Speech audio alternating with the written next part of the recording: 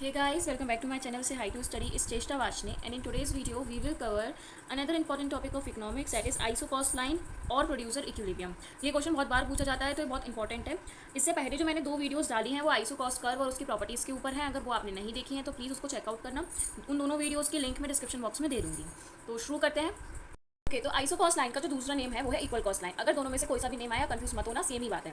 Iso cost line जो in difference करते हैं बजट लाइन पड़ी थी सेम उसी की तरह है। तो it is the budget line और budget constant line shows the different या फिर various alternative combination of 2 factors which the firm can buy with given expenditure और आउटले। मतलब ये एक ऐसी लाइन है जो कि किसी भी प्रोड्यूसर के लिए एक बजट सेट कर देती है।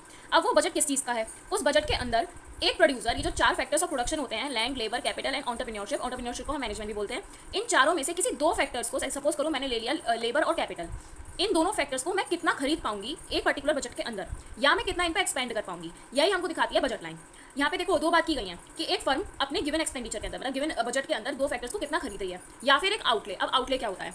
आउटले वो अमाउंट होता है किसी भी, मतलब कोई भी किसी भी चीज़ के लिए यूज़ हो सकता है, जरूरी नहीं है कि किसी फर्म या इंडस्ट्री की प्रोडक्शन के लिए हो। ये वो अमाउंट है जो किसी एक नए प्रोजेक्ट को शुरू करने के लिए लगाया जाएगा, मतलब वन टाइम इन्वेस्टमेंट कह लो या फिर इनिशियल इन्वेस्टमेंट कह लो, उसको हम आउटले बोलते हैं। अब अगर मैं आइसो कॉस्ट लाइन को आपको थ्रू ग्राफ बताऊं तो यहाँ पे 2 आइसो कॉस्ट लाइन बनाई है मैंने, ए बी और सी डी। अगर मैं A B iso cost line की बात करूँ तो ये जो शेडेड पोर्शन है जो कि ब्राउन कलर से शेडेड है, वो हमें दिखा रहा है कि इस पर्टिकुलर शेडेड पोर्शन के अंदर एक प्रोड्यूसर लेबर और कैपिटल की कितनी यूनिट्स को एम्प्लॉय करेगा।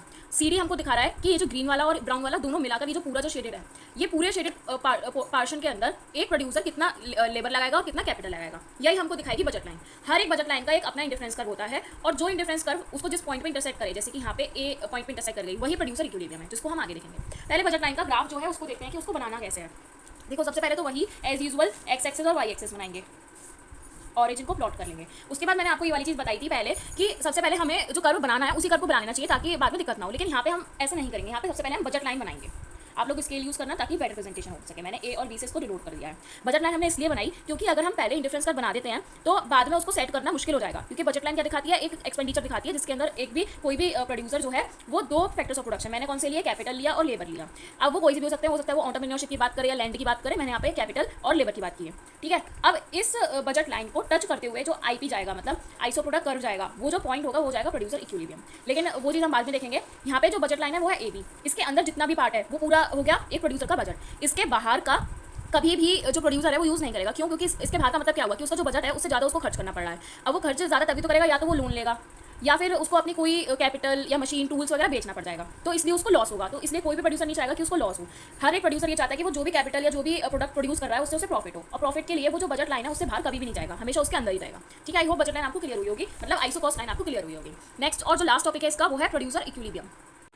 आगे बढ़ने से पहले अगर आप लोगों को artistic work, project file, sketches, drawings वगैरह देखने का शौक है तो आप लोग मेरा दूसरा चैनल स्टूडेंट मटेरियल लेयर जाके चेकआउट करो, जिसकी लिंक मैंने डिस्क्रिप्शन बॉक्स में दे रखी है। Thank you. Now let's talk about the producer equilibrium. Producer equilibrium मैंने आपको पहले ही बताया कि बजट लाइन से जो आइसो प्रोडक्ट कर टच करते हुए जाएगा वही प्रोड्यूसर इक्विलिब्रियम है। हमने इंडिफरेंस कर में पढ़ा था कंज्यूमर इक्विलिब्रियम, सेम डेफिनेशन इधर होगी, बस वहाँ कंजप्शन की बात थी, यहाँ प्रोडक्शन की हो जाएगी। A producer would attain equilibrium at the point where the producer iso product कर curves tangently the iso cost line, या फिर at the tangently point of the IP curve, यानी कि iso product curve and iso cost line with the maximum production. मतलब ये वो point है जिस पॉइंट पे एक आइसो कॉस्ट लाइन एक आइसो प्रोडक्ट कर्व को टेंजेंटली कट करती है। अब आप बोलोगे टेंजेंट क्या है, तो मैथ्स में हम सबने पढ़ा है कि टेंजेंट क्या होती है, जो भी एक सर्कल की सर्कमस्टांस होती है उससे एक पॉइंट पे टच करती हुई जो लाइन जाती है उसको हम टेंजेंट बोलते हैं। तो यहाँ पे टेंजेंट की बात इसलिए की गई है क्योंकि जो आइसो प्रोडक्ट कर्व का ग्राफ है, अगर मैं उसको आगे एक्सपेंड करूँ तो एक सर्किल का ही ये रूप ले लेगा। इसी वजह से जो इसको टच करते हुए ऐसे आइसो कॉस्ट लाइन जा रही है उसको हम टेंजेंट कहेंगे। तो जो टेंजेंटली पॉइंट है आइसो प्रोडक्ट कर्व का और आइसो कॉस्ट लाइन का, यानी कि यहाँ पे क्या है ए, इसी को हम बोलेंगे प्रोड्यूसर्स इक्विलिब्रियम। आई होप ये चीज़ आपको क्लियर हुई होगी। अब प्रोड्यूसर्स इक्विलिब्रियम है, इक्विलिब्रियम से हम क्या समझते हैं कि यहाँ पे कुछ ना कुछ इक्वल होगा। तो इक्वल क्या होता है, ये जो हमने बजट अपना रखा है उसके अंदर हमने जितने भी कैपिटल लगाई या जितनी भी लेबर लगाई उससे मिलने वाले सारे के सारे प्रोडक्शन यहाँ पे इक्वल होंगे। प्लस यहाँ पे प्राइस डिटरमाइन हो जाएगी कि हमने कितना प्रॉफिट कमाया है और कितना लॉस कमाया है। ये वो पॉइंट होता है जहाँ पे एक कोई भी प्रोड्यूसर मैक्सिमम प्रोडक्शन करता है। इसके बाद जो भी पॉइंट आएंगे, चाहे ये हो ये हो ये हो, या तो यहाँ पे लॉस हो रहा होगा या फिर वो और ज़्यादा प्रोडक्शन कर रहा है, जितनी उसको सफिशिएंसी नहीं है उससे ज़्यादा कर रहा है या उससे कम कर रहा है। लेकिन जहाँ पर प्रोड्यूसर इक्विलिब्रियम का पॉइंट आएगा वो पॉइंट हमको दिखाएगा कि मैक्सिमम प्रोडक्शन है और मैक्सिमम सेटिस्फेक्शन भी है, दोनों ही चीज़ें हैं। अब इसका ग्राफ देखते हैं कि बनना कैसे है। एज यूजुअल सबसे पहले एक्स एक्सेस और वाई एक्सेस ड्रॉ करेंगे, वाई एक्स और ऑरिजिन को भी प्लॉट कर देंगे। उसके बाद लेबर और कैपिटल मैं ले रही हूँ, तो लेबर को मैंने एक्स एक्सेस पे लिया है और कैपिटल को मैंने वाई एक्सेस पे लिया है। आप लोग चेंज कर सकते हो अपने अकॉर्डिंग। अब मैंने क्या बताया था कि टेंजेंटली पॉइंट आइसो कॉस्ट लाइन का और आइसो प्रोडक्ट कर्व का, तो सबसे पहले हमने आइसो कॉस्ट लाइन बना ली, मैंने इसको प्लॉट कर दिया ए और बी से। उसके बाद हमको आइसो कॉस्ट कर्व बना लेना है, सॉरी आइसो प्रोडक्ट कर्व। ये पॉइंट हम इसको दे देते हैं क्यू, तो जो क्यू पॉइंट है वो हो जाएगा हमारा प्रोड्यूसर्स इक्विलिब्रियम।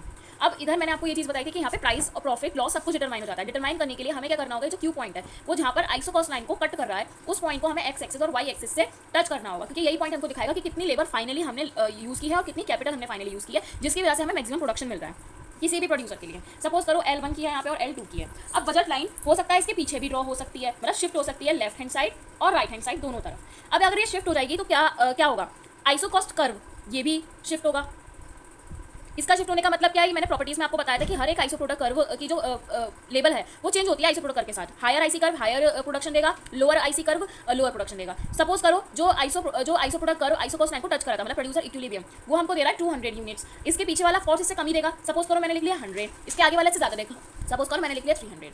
ठीक है, तो अब देखो हर एक बजट लाइन हर एक आइसो प्रोडक्ट कर्व को टच कर रही है, मतलब हम यहाँ पे 3 प्रोड्यूसर इक्विलिब्रियम भी निकाल सकते हैं। लेकिन एक ग्राफ पे कभी भी 3, 4, 5, 6 प्रोड्यूसर इक्विलिब्रियम नहीं होते, क्योंकि प्रोड्यूसर इक्विलिब्रियम का मतलब ही क्या है कि मैक्सिमम प्रोडक्शन है। इस पॉइंट पे मैक्सिमम प्रोडक्शन है। मैक्सिमम प्रोडक्शन एक बार ही तो हो सकता है, बार बार थोड़ी हो सकता है। तो अगर ये वाली चीज़ आपको कंफ्यूज करे कि बजट लाइन अगर लेफ्ट वर्ड शिफ्ट है या राइट वर्ड शिफ्ट है, तो हमको क्या करना है, कंफ्यूज नहीं होना है। जिस पॉइंट पे आपने आइसोकॉस्ट लाइन को आइसो प्रोडक्ट कर्व से कट किया है वही वाला पॉइंट होगा producer equilibrium. I hope producer equilibrium आपको समझ में आया होगा, आइसोकॉस्ट लाइन भी समझ में आई होगी। अगर कोई डाउट है तो आप लोग कमेंट सेक्शन में डाल सकते हो, और वीडियो अच्छी लगी हुई हो, सब कुछ समझ आया हो तो प्लीज़ चैनल को सब्सक्राइब करना, वीडियो शेयर करना अपने दोस्तों के साथ, लाइक करना, कमेंट करना। बाकी stay tuned, thanks for watching.